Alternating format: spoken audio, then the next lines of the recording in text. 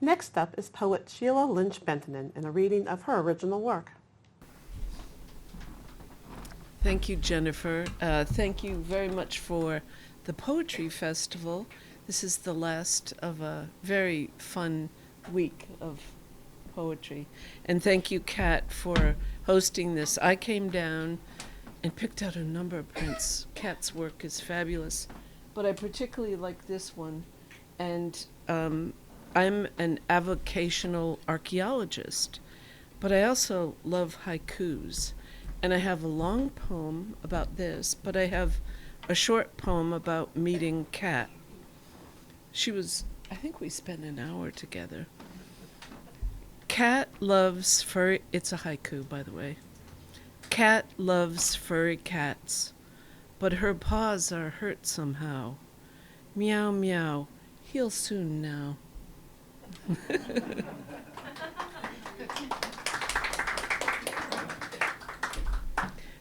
This poem is based on my archaeology work, and next door to this building in the 1950s, they were digging a basement, and they found a 10,000-year-old 1-foot ceremonial knife, and this is based on that find. And I don't know if all of you can see this. Oh, don't. Okay. I won't. It's just perfectly balanced. Oh, I would probably tilt it.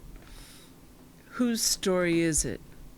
This is a beautiful silk screen of a fine photograph of a well-executed statue of a strong Native American man. Everything seems fine, except for the story behind the statue. It was commissioned by the Improved Order of Red Men in 1920, an only white male organization. They wanted their fairy tale story. They wanted Massasoit to have a peace pipe in the design to commemorate the 300th landing of the Mayflower. Massasoit, meaning great sachem, was born Osequum, yellow feather. He saw the big ships from Europe arrive, saw 90% of the native coastal population perish, the great dying between 1616 and 1619. Then the Mayflower arrived. Complicated, intertwined relationships for 40 years. Massasoit dies, his oldest son seized for not selling land, dies mysteriously in captivity. His next son wages war, a most brutal war on both sides, and his severed head is shown down this street on a pike for 25 years.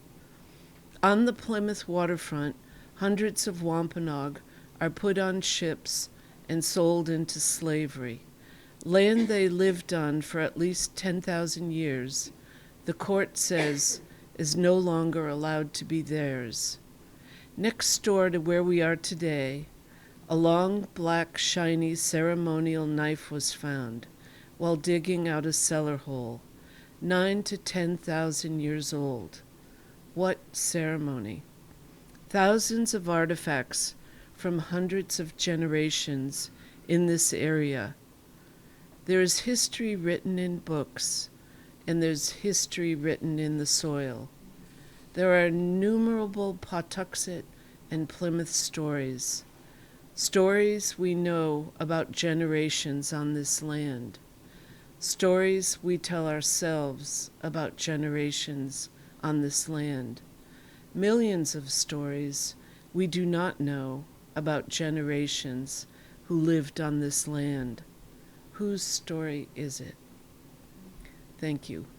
And the plaque on the boulder on Coles Hill next to Massasoit's statue reads this: Since 1970, Indigenous people and their allies have gathered at noon on Coles Hill in Plymouth to commemorate a national day of mourning on the U.S. Thanksgiving holiday. Many Native people do not celebrate the arrival of the Pilgrims and other European settlers. Thanksgiving Day is a reminder of the genocide of millions of Native people, the theft of Native lands, and the erasure of Native cultures. Participants in National Day of Mourning honor Indigenous ancestors and Native resilience. It is a day of remembrance and spiritual connection, as well as a protest against the racism and oppression that the Indigenous people continue to experience worldwide, erected by the town of Plymouth on behalf of the United American Indians of New England. Thank you.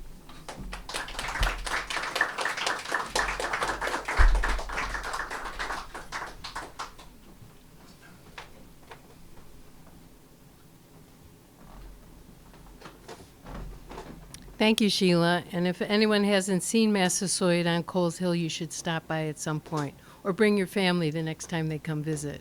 Thank you.